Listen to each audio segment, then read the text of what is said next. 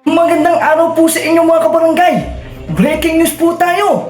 Andito na naman po ang tatlong mag-aama kung saan nagpapagalingan ng lolo.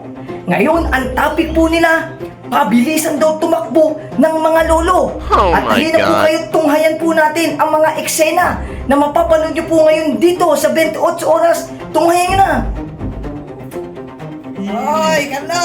Ay, Kevin! Andito na naman ako. May ikukwento ko sa'yo yung sa may lolo ko. Oh, Yung lolo ko kasi napakabilis tumakbo.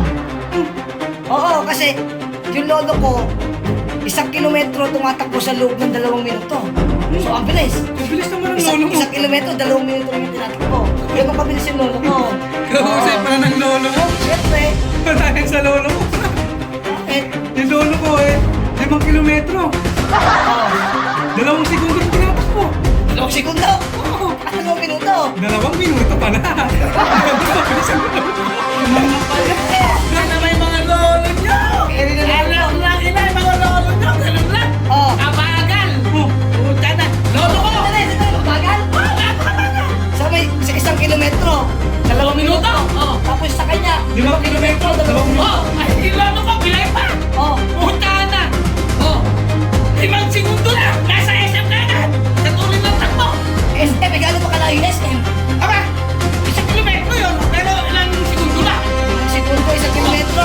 Oo. Mabilis naman, bakit mabilis? Aba, nakita yung ano ninyo eh! Ayun na nga po, kaya po pala mabilis tumakbo yung sa tatay nila, marami palang utang. Kaya kayo dyan, yung mga nangungutang, huwag na kayong tumakbo ng tumakbo.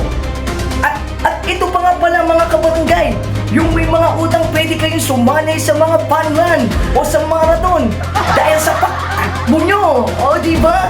At yan lamang po ang mga balitang akin pong pinarating po sa inyo mga kabarangay. Ako po, si Reporter Kenji nag-uulat.